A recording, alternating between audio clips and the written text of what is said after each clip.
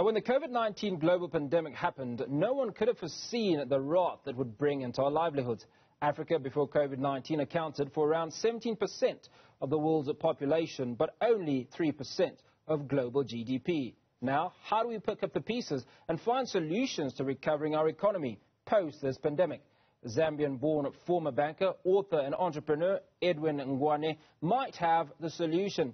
He has created a platform that gives consultants, freelancers, unemployed graduates, semi-skilled and skilled individuals access to markets. He joins me now live from Lusaka in Zambia. Edwin, very good afternoon. Enterprising, pioneering. Tell us about this platform. Thank you very much for giving me an opportunity to speak to you, Hugo. And I really appreciate that Newsroom Africa has given us an opportunity to showcase our platform, which is called Kawiwi.com. So basically, Kawiwi.com is a marketing place for consultants. So basically, we are giving it to anybody who has a skill, who's an expert, who has knowledge to share, to be able to sell their skills, to be able to sell their knowledge, to be able to sell their expertise with the entire world. So it's a global platform that is going to give opportunities to people that have lost their jobs, but they've got a skill or an expertise in some area. They'll be able to sell or trade that skill with people that will be interested. Like, I'll give an example: graphic designers, business consultants, image consultants, PR consultants. Anybody with a skill will be able to sell their skill on our platform. And tell us about the response that you've had to the platform. So far, a number of, especially South Africa, I'll be very honest with you, South Africa has been one of the countries in Africa that has received this platform and have signed up. We have so many consultants that have signed up from South Africa. And we are now trying to market it to the entire globe because we're starting with our own people, our African people, our black people. So the first thing that we are doing is, should the black people embrace this platform? Yes, because you see, so many companies are laying off employees who have enough knowledge, people with expertise, people that have got something to share. Are we going to let them go just like that? No.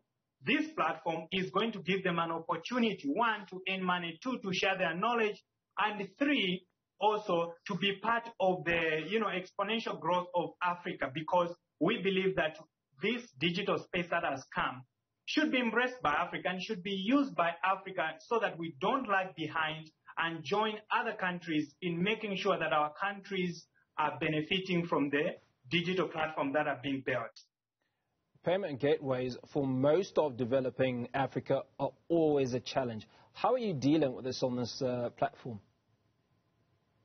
The payment gateway right now, because the first time we put this platform, we were using PayPal, and we realized that PayPal is not working for our people here. So we went for 2Checkout, and 2Checkout is accepting payments from Africa, because it's actually put on their website that they are working with Africa, and I was happy to be partner with them, work with them, and the platform is able to accept payments from Africa and within Africa, which is a good thing because PayPal couldn't allow our consultants to get paid and couldn't also allow other people to pay our consultants on our platform. So that has been sorted out by 2Checkout. Now, you've spoken a number of times about consultants. You've talked about graphic designers as an example. So is this platform strictly for the service industry and not so much product-based? We actually, because we have begun with service, because you see, what I'm promoting personally is entrepreneurship through skill, through talent, through gifts, because I believe that when it comes to product and when it comes to some of the businesses that are there, they require too much capital. Now, we have human capital. We have a number of educated graduates that have got something to share, something to offer. And I am giving them a platform to say, you see what? Even though you do not have the financial capital, but your brain capital can be used at Kawiwi.com to sell what you have with the rest of the world and make money. And that is an opportunity, I think, to most of the people that are unemployed but they are skilled to people that have lost their jobs, but they have a certain expertise, and people who are talented, who are gifted. Think about it. In Africa, we have got mothers that have been giving advice to people who are getting married for years. And imagine they're on that platform there. They can now offer marital advice to as many clients as possible. So we are starting with service. But as we're going on, we are definitely going to incorporate small jobs and other products. Now, Edwin, you're an author, and you've published 2 books. Very, very interesting titles, might I add. The first is Hustle Like a West African. You must tell us why and how West Africans hustle. But the second, more intriguing, is How to Market and Sell Like a Prostitute. So, hustling like a West African, it's very evident. The statistics don't lie. When it comes to business and money, we are finding so many West Africans dominating. When it comes to music, sports, and these other arts, they are still dominating. And the reason why we use them as an example in that book is because, you see, they go through the same challenges that we go through. If you look at West Africa in general, they have had conflicts. They have had issues to deal with. They have had poverty. They have had people who have been marginalized. But yet, they have not said, no, we are not going to continue hustling. We are going to just be waiting on government to do this for us. No, they didn't do that. What they did was they started looking for opportunities everywhere. If you see, I've been to South Africa many times. They are there. You go to Australia, they are there. They are looking for opportunities in almost each and every country. And that's a very good thing, because a person who wants to be successful should not just stick to a certain region or locality. They need to push their mind to look for opportunities everywhere. The other thing is that they are proud of who they are. I'm going to come in there and ask a question. I have to pause you a little. Looking for opportunity takes a certain skill set, I'd imagine, because everybody wants an opportunity. What are some of the skills, or how do you hone in on where opportunities lie? So number one is having an open mind. Because you see, when you have a closed mind, when I talk about having a closed mind, it starts with you. Who are you?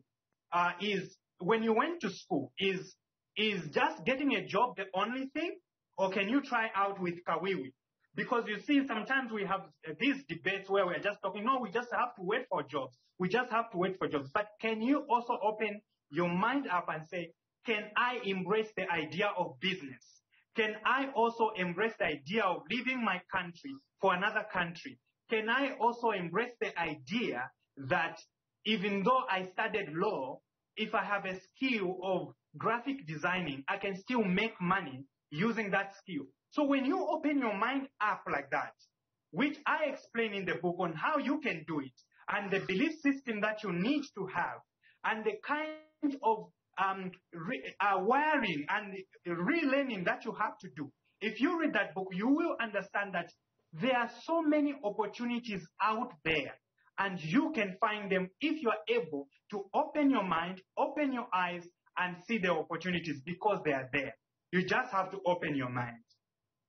Now take us through the inspiration to the second title of your book, which is How to Market and Sell Like a Prostitute. So the book, How to Market and Sell Like a Prostitute, looks at the business of prostitution. If you look at the people that are engaged in prostitution, they are so comfortable in the business that they do. So the first thing that we learn from them is believing in your product and being shameless about it. You know, the business of selling and marketing, if you go into the industries, whether it's banking, insurance, and so many others, you are going to notice that many salespeople are not as courageous as they should be in marketing their services. Even business people, they are not as courageous as they should be to market their products. Now, look, we can learn something from the prostitutes. They have a business that they offer, and they have gone out there. They don't care what you say. They don't care about what you think, and they've gone to the market, and the market has accepted their products. Why can't we learn something from them? That's number one. Number two is that they are so, they have handled the rejection like, it doesn't move them. You can say whatever they want. People can actually trash them in whatever way they want, but they believe in themselves so much that they're able to go out there and sell their services. And that's a very important kind of mindset that you need as an entrepreneur, because as you're starting out, you're going to be rejected. Your products are going to be rejected. People are going to reject and say these are substandard products. How do you handle it? You need a mind of a prostitute, because they have.